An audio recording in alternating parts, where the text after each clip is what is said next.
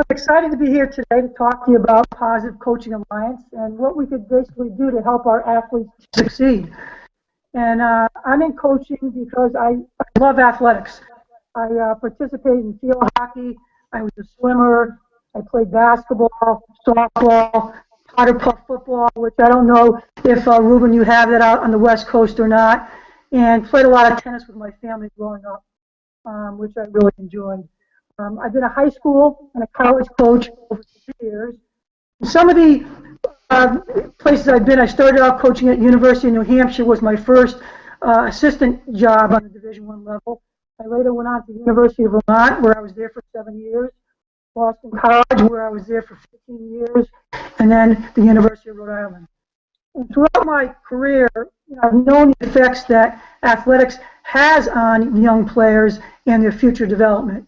But I feel like the longer that I've been coaching, the more I realize the effect that we as coaches have not only on teaching young the skill level of athletics, but also teaching them life lessons as well. Now, when I talk about life lessons, what might be some things that you guys think about when I mention life lessons? Anything come to mind? Teamwork. Teamwork. Mm-hmm. Handling failure. Handling failure, yes. Eric? Just persistence and not giving up when things get hard. Good. You say perseverance, Kelly? You kind of in and out. Okay. Yep. Great. Discipline, leadership, those are all things that sports certainly teaches. And other than parents, we're probably one of the biggest role models in our players' lives. And this has come to my attention a little bit every time I get together with some of my former players. In fact, recently I got together with them at a Hall of Fame induction ceremony in Boston this fall. 25 players showed up. And I sit back and I listen to their stories and some of the things they say. And some of it's pretty comical as far as some of the things they do to make fun of me or some of the stories they say that I never even heard about. But on the other hand, they talk about things that help them both through the art of basketball as well as a coach that has taught them lessons that have helped them in their current jobs, that has helped them become better wives, better parents, better members of the community. And that certainly makes me feel pretty good. Recently, I did a fundraiser. Unfortunately, one of my players at Boston College is in stage 4 breast cancer. And she pulled me aside after halfway through the evening, and she said, Coach, she said, I can't tell you how much you've meant to me and how much of what you taught me, not only on the basketball court with discipline and overcoming failure, but other things that have helped me get through my chemotherapy and to have a positive attitude about getting through that. And I thought to myself, man, that's worth more than 100 wins. I mean, hearing a player say that is just unbelievable. And so that is one of the reasons why I have been in coaching. On another note, I want to ask you a quick question. How many of you guys have attended clinics? I'm assuming this audience is maybe, let's say, basketball coaches. How many of you have attended basketball clinics in the past? Kelly? Good. Kelly and Eric? What are some of the things you've learned in those clinics, and what have been some of the topics of conversation in those clinics? How to teach the players how to just drills, some really good drills to help them work on their skills and positioning and defense, things like that. Super, yeah. Eric, how about you? I think the thing that stuck with me most was someone that really talked about loving the sport has to be the foundation of your coaching philosophy. That's great. Very, very good. Very good. Yeah, most of the clinics that I've attended have been what Kelly has said. Eric, you're lucky that they've talked about that. It's been about the X's and O's about basketball, skill development, techniques, strategy, putting together your system. But two main things I feel have been things that haven't been taught in a lot of these clinics, at least that I've gone to, are number one, player management. How do you manage your players?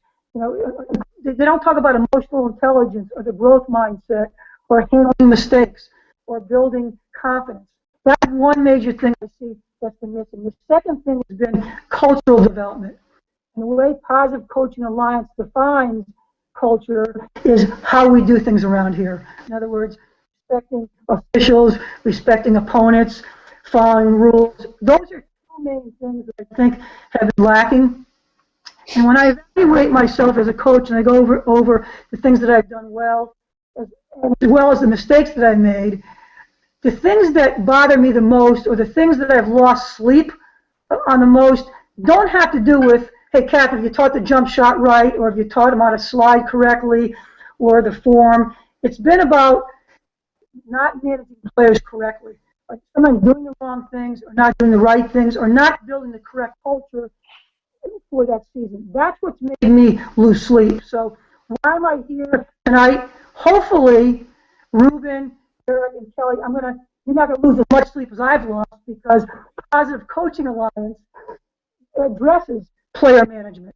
It addresses cultural development. It addresses how do you get the best performance from your players.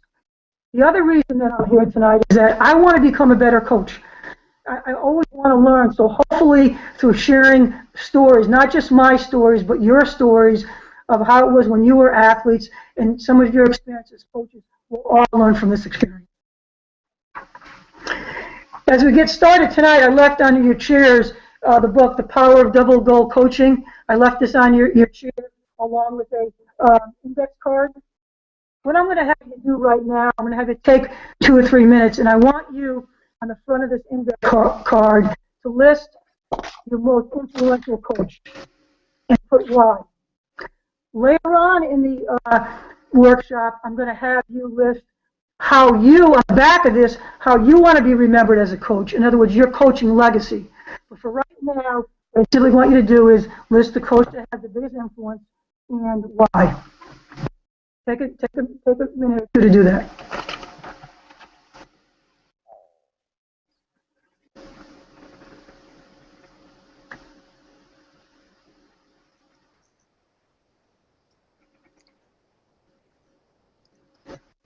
Now, what I would have do after the 2 minutes are up is what I call turn, talk, and share. I'd have you turn to your neighbor, to your left, and I want you to share your coach with your neighbor and why. Now, when this is done, I'm going to have you, then later on, I'm going to call upon a few volunteers and have you share your partner's coach that influenced her the most and why. So you're going to communicate yours and also at the same time really listen to what your partners do. So I don't know if we do that or just move on to the next. You can have someone share if you want. Okay, does someone want to share with me their most influential coach and why? Or share with the group? Sure, I'll share. The coach that comes to mind is a guy by the name of Sal Rodriguez, and he coached us at the local boys club in a lot of sports. And the reason he was so influential was that he not only made us better players and athletes, but he gave us a lot of non-sports guidance, modeling, and inspiration as well. Well, it sounds like he was a great role model. How old were you, Ruben, at that time? I was 6 years old when I started, and I was 18 when I left the boys club. Great, great. So this was 5 years ago that you. Great. Okay, I have a few more people obviously share their stories and why, and that was, Ruben, thank you very much for sharing that. That was great. I will go to, then from here, I will go to slides, which is slide 12. I have, which is the principles of the PC, the 3 principles. Mm-hmm. So on the slide, I would say, double goal coaches utilize 3 principles to help enhance their players, both winning on the scoreboard as well as teaching life lessons. Those 3 principles are, I might have to have these, Kelly. I don't know if you have these, Kel. Do you have those on your computer? I don't have them up right this second, no. My notes a little bit. The first one, the 3 principles are, number 1, the Elm Tree of Mastery. And what the purpose of the goal of the Elm Tree of Mastery is to, again, getting the best performance from your athletes, showing improvements, having them reach their potential. The second principle for double goal coaches are filling the emotional tank. And that's building an emotional tank is like a mindset. It's enabling players to listen to what you're saying, to absorb what you're saying, and to act upon what you're saying. So in order for you to reach the potential, they got to be coachable. If you're teaching them the most important thing in the world, but they're not coachable, they're not listening, they're not able to absorb what you're saying, they're not going to become better athletes. So again, it's getting the best performance from your players, filling your emotional tank. And the third one, principle of a double goal coach, is honoring the game. And the goal of honoring the game is seeing the bigger picture, respecting the game as a whole, following rules and regulations, respecting your opponents. So the three, once again, are elementary of mastery, working on performance. Second is filling the emotional tank, which is a mindset for them to learn. And the third one is honoring the game, seeing the big picture. From there, I go to the next slide. Okay, the next slide is going to be the video. I'm going to be showing you two videotapes. The videotapes are going to show two different types of strategy that coaches may utilize to motivate their players. The first one is We Are Marshall. I show the video. And this is a halftime speech that the coach is giving to his athletes. Who wants to volunteer after? So we show the video. What strategy would you say this coach utilizes to motivate his players during this halftime? Anyone? Intimidation. Intimidation. Good. Eric? Guilt. He's laying guilt on the players. Okay. Intimidation, guilt. Good. Fear. I think fear. Great. Trying to scare them. Trying to scare them. Good. And this video demonstrates more of a scoreboard emphasis coach. Now I'm going to ask a question. I'm going to have you split up into two groups. The question being this: is fear a good motivator? Fear. For those people that feel that fear is a good motivator, I'm going to have you get to this side, to the left side of the room. For those that don't feel that fear is a good motivator, I'm going to have you get to the right side of the room.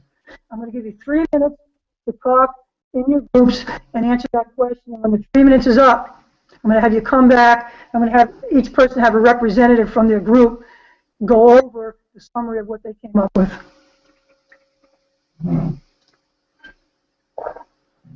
Since we don't have a big group, do you want me just to move on, or you want me to just come up with something? Does anybody want to share what group were you with, and what were some of the answers that your group came up with? Kelly? I was in the group that fear is a good motivator, Okay. and I think most of us, it's just based on our experience. We've been on teams where we've had very intense coaches that have used fear or running as a punishment or things like that, and we've done pretty well on the scoreboard. So I think it definitely gets you moving, and we definitely worked really hard because we were afraid not to. Great. What do you think? Do you think those were more long-term effects, short-term effects? How did you feel about this? Certainly, it made an impact on the scoreboard. What kind of effect did you feel it had on you? I think it was probably short-term because we wanted to win that game because we knew we were going to be, running hill sprints the next day if we didn't win that game. So I would say probably short-term. Super. Anybody else with a group that fear was not a good motivator? Ruben? Yeah, my experience is that players don't perform as well when they're afraid. I think that's why you got some players who perform well when they're relaxed in practice, and then in the game they don't perform as well. And I've even coached players who they were afraid to fail, and they ended up quitting because they didn't want to fail. That's a big thing for you, especially younger kids, is that they're afraid of letting people down and failing, and that makes a lot of sense. Eric, anything? I don't know what group. Eric. I would just say that I don't know if I certainly didn't find it motivating, and I found that I basically just was so focused on how much I thought the guy was a turd that I really didn't listen to any information that he had to say. So you didn't absorb much anyway. Nothing. Whether you're telling things or not, you stopped absorbing things. I'm really curious, when you wrote down your cards, the person that you felt played the biggest effect in your life. How many people had somebody that more or less listed somebody that coached them out of fear? Anybody?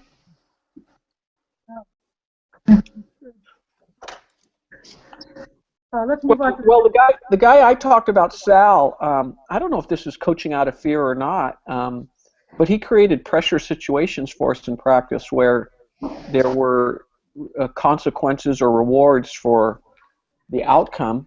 For example, we would line up on the baseline, and he'd draw a name, and that person had to shoot a couple free throws, and if you made them, we didn't have to do the sprint. If you missed them, we did the sprint. So Yeah. I don't know if that was fear, but he was creating pressure and having us practice performing with pressure. So Yeah, that's so rude. I think that I wouldn't define that as fear. I would think that is putting you in game situations, which are pressure situations in practice, so you're going to be prepared for that. That's the coaching. Next slide. This next slide is called Why Olympians Earn More Medals. In this slide, a professor did a study with, I think it was the 2002 Olympics. I almost said Special Olympics. I worked for Special Olympics last weekend, but the Olympics in Sydney. And the study was done when the professor coaches into two groups. One, he had coaches where they stress only winning. The second group he put in where the focus on mastery, not comparing self, mastery. By what I'm going to have you do is that which group do you suppose won more medals or won more games? If you thought it was the coach that focused more on winning, put up a big W. If you thought it was the coach that focused more on mastery, put your hands down like in an M. Which do you think got more medals? The coach that focused on winning, or the coach that focused on mastery? Kelly, mastery? Mastery. Both of you put mastery. Okay, I'm going to have you get into groups, and I want you to turn to the person behind you. And my question is, okay, and I'm going to give you 2 minutes to talk about this. Why do you suppose that the coaches that focus on mastery won more medals and won more games? Talk about that. And some of this has already been discussed a little bit.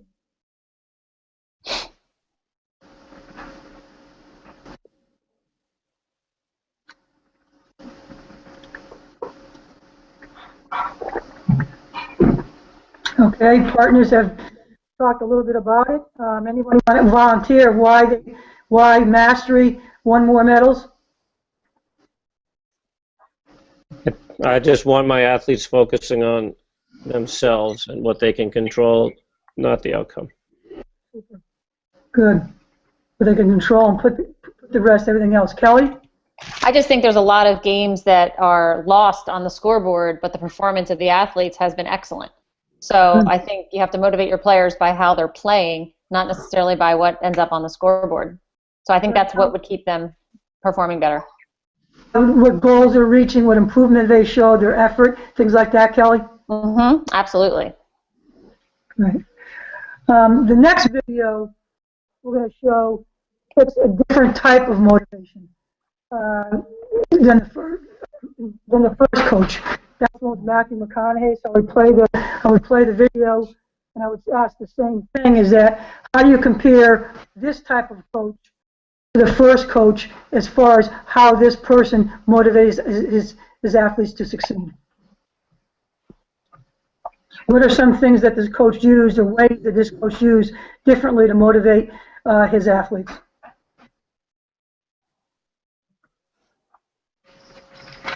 Well, I would say he seemed to like us. He seemed to like his team, whereas the first coach seemed to hate us. Like you as players and as people, and that made you feel a little bit better playing for him. Correct, Eric? So I was significantly more motivated to play for a guy that likes me as opposed to a guy that thinks I suck. Great. Anyone else? Volunteer? Well, the second coach seemed to create a path to success for us that was achievable, and the first coach really didn't create any kind of path for us. I heard the bell, so I'm stopping. Yeah, that's the time. By fast. Okay. Okay. That's okay. I didn't get my special situation. Yeah. You did Great well. job. Yeah, I didn't get to my special situation. Okay, that's fine. I should have had a watch going. That's okay. It's good for you to know that the time We moves could fast. go, It's okay. and we can go over to Brood Awakenings, so you can do it then. Yeah. That's a coffee shop down What'd you the say, street. Eric? I just said Brood Awakenings, for those who don't know, is a coffee shop down the street. There you go. And Kelly, if I could jump in about the time, Yeah. as far as the principal, she spent 10 minutes on the principal. Mm-hmm. Her first 10 minutes were before she got to Elm. So what you got through on Elm, you did so in 10 minutes. You didn't do it in 15 or 20 minutes. You did it in 10 minutes. Okay. Yeah. So you'll have more time, is what Ruben's saying. You'll have your pace for that was fine. You're going to have more time in a regular workshop to get through that principle because you were about through where you want to be for Elm Tree. Kelly, I wouldn't go as far as to say her pace was fine. I do think she needs to pick up the pace because she still has a lot of Elm to do there. But I just wanted to give the perspective that she, it was 10 minutes. Yeah. Yeah. Okay. All right, Ruben, would you like to start with some feedback, or would you like me to start? I'm happy to start. Okay. Yeah. So, Cathy, you do so many things nicely. I like your workshop opening. I like the fact that as you open the workshop, you sprinkle in a couple questions so you get us involved right away. What are the life lessons was one question you asked. How many of you have attended a clinic? What happens in a clinic? So I like the way you involved us there. I would like you to tighten up that opening, and I think you can cut it. I think you can cut it in half, and I think you can give us the same amount of information, and you can set the tone the way you want to. And I do think you can do it in half as much time, personally. So I would encourage you to experiment with that. Yeah, and then I'll only say one other thing. This is a real small thing, Cathy. When you have a group of people and you tell everybody to turn to their left, what happens? Turn to the person on your left. Can you picture that in your mind? Yeah. Everybody turns in the same direction and no one's looking at each other. And so when you say talk to the person behind you, if I'm talking to the person behind me, who's the person in front of me going to talk to? Does that make sense, Cathy? Yeah, it's a little thing, and your participants will figure it out and find a way to make it work. I mention it though because in terms of smoothness and this isn't her first time doing this. A little thing like that could Yes. communicate. Yeah. So that's my feedback, Kelly. All right, thanks. Eric, do you want to wait for coffee, or do you want to give us some feedback now? I'll do both. I thought you did a great job. There are just so many. I did catch what Ruben was saying. I kept thinking, well, if everyone turned to the left, then no one's actually going to be paired. Again, easily fixable. I'm big in language. I love that you started by saying you love athletics. That immediately makes me sit up. I thought that was terrific. I like the idea of the Lucy Sleep story because, again, it's sort of like the legacy piece. I just thought it was overall it was just outstanding. And to begin with, you mentioned teachable spirit, which is something that Jim Thompson is huge in. You mentioned that as well. The idea of the card is something is not a way that I do it. I think has great value because it's going to come back later. And for that whole thing, I thought was great. Your instructions were clear. If I had to pick one thing that I thought was absolutely the best, because I thought it was all good, your ability to initially introduce, I'm looking at my notes, to introduce each principle and explain the goal behind the principle is outstanding and not something that happens all the time. That performance for elementary, mindset for each tank, big picture for honoring the game. That's just critical for the success, and that doesn't happen all the time. So I thought that was terrific. It's legendary how much I'm not a fan of We Are Marshall videos, and at the same time, you're a perfect example of why they do stay in there, is because you did them really well, but you brought it around something tangible. The idea of the motivation and the affirmation and all that stuff. So, to me, when you can make things that aren't necessarily people's favorite, but see great value in it, then I sort of feel like in going into that piece, I'm sort of like the guy in the back in the sweatpants with his arms crossed, not wanting to be there, and it was still good. So I was very impressed. I think any little tweaks are easy, but the stuff you're doing would be hard to teach, or maybe you've been taught and retained well, Cal. So anyway, I thought it was excellent. Yeah.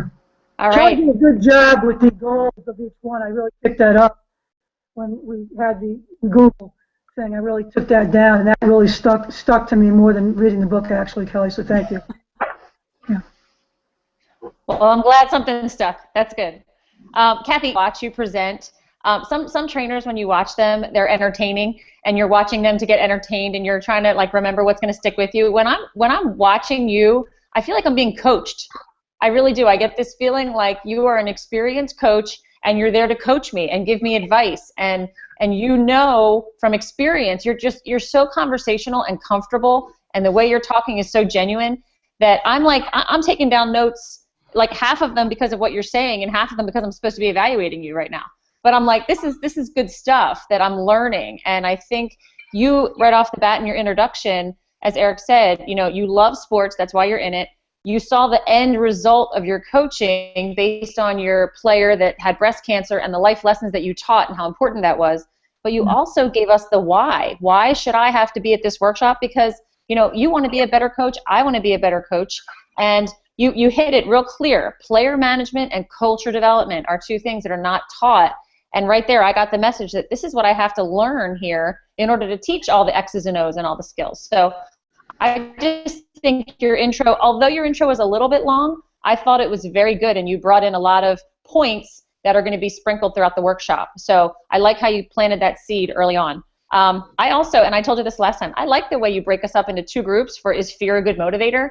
Because whenever I get the cross-arm, coaches in the audience, a lot of them use fear, and it does work. So I like the way you said, you brought, I wanted to see how you would answer that question if I said, yeah, fear does work. Fear is a motivator. And you said, is it a short-term goal or a long-term? I like the way that you fielded that question. I thought that was really good. And your follow-up to questions was good, too. You didn't just let us give a one-word answer. You asked for a little bit more of an explanation. And that, again, that puts the audience in an engaging way. They're not just giving you answers to get you to stop talking. So I thought that was really great. Just a little critique, and I'm sure when you're doing it you wouldn't do this, but you were saying next slide, you were almost waiting for the slide to come so that you could continue. I'd rather see it be more of a flow and let the slides support you rather than click, okay, let's talk about this slide, click, okay, let's talk about this slide. But I know in this situation you didn't have them in front of you. But that was just the one thing. And then the other one, again, just the pace a little bit. You might get caught up because of some of the explanations are a little bit longer, but I really think in the whole scope of an entire workshop, you're going to have a pretty good sense of your pace on that. Okay. So I really enjoyed it. I thought it was great. I think it is. I think you're going to do great up in New England. I think it is funny to see the East Coast trainers versus West Coast trainers, and you're definitely going to be able to talk to an East Coast audience. Thank you. I really enjoyed it. I enjoyed taking this whole workshop. It was good for me. Yeah. That's great. All right. Well, hopefully, and I did already bug Eric about getting you out to do this in front of real live people. Okay. So whether it's New England PCA staff or someone else, Eric, I hope we'll be able to set that up for Cathy too. Oh, absolutely, absolutely. Good. Thank you very much. I appreciate it. Getting to know all you guys, and Ruben having you on some of the list, and certainly Eric, I'll see you, and Kelly, stay in touch. All right, we will. We'll be in touch very soon. Great job. Thank you, Cathy. Thanks, Ruben. All right, bye.